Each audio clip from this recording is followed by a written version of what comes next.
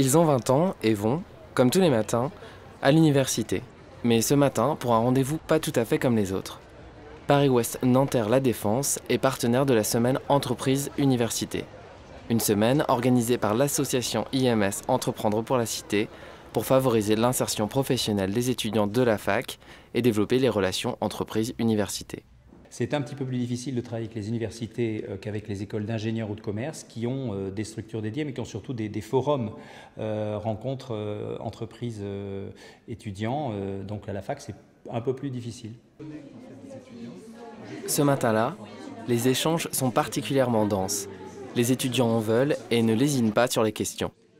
Mais les stéréotypes ont la vie dure. Les entreprises et les universités se rapprochent à pas feutrés et les étudiants de l'université ont toujours moins la cote que les autres auprès des entreprises.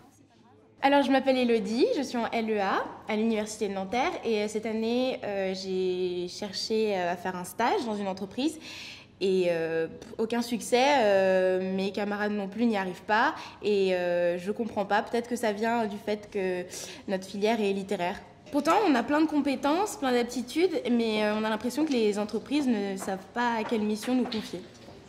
Est-ce que vous êtes intéressé par des stagiaires au niveau de la Française des Jeux et qu'est-ce que vous recherchez en fait? Alors, on est intéressé par des stagiaires et des apprentis. Aujourd'hui, on a un peu plus d'apprentis que de stagiaires. Il faut savoir que par rapport à la diversité, on est signataire de la Charte de la diversité depuis très longtemps. On travaille avec l'IMS sur ces problématiques justement. Vos centres d'intérêt et vos loisirs, c'est aussi une manière de savoir, de connaître un peu mieux la personne. Par rapport à vos CV, est-ce que vous savez comment fonctionnent les recruteurs? Selon quelle méthode ils font du sourcing? L'action d'aujourd'hui m'a aidé dans le fait d'avoir plus d'informations dans le métier au quotidien des professionnels des ressources humaines. L'action de présentation des métiers RH auquel j'ai assisté cet après-midi, je pense, m'a beaucoup aidé, surtout dans le fait que ça me permet de me situer au niveau de ce que je veux faire. Avec une centaine d'entreprises participant à l'opération, dans 9 universités, 5 régions françaises, cette première édition a marqué un temps fort dans les relations entre entreprises et universités.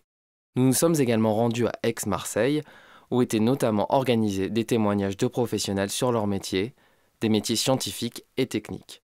L'occasion pour l'université de montrer quels sont les débouchés de ses propres filières. Donc l'action d'aujourd'hui, l'intérêt, c'est de permettre aux étudiants de rencontrer des professionnels qui ont eu un parcours scientifique. L'entreprise ne va pas recruter forcément au niveau des cadres que des polytechniciens ou des ingénieurs, mais qu'elle se tourne de plus en plus vers des profils universitaires. C'est à travers des rencontres que l'IMS, avec cette nouvelle initiative, compte faire bouger les mentalités. J'ai remarqué que j'ai appris comment il faut passer l'entretien parce que je sais bien maintenant comment le profil que les entreprises cherchent, surtout le profil du coup je vais travailler ma personne.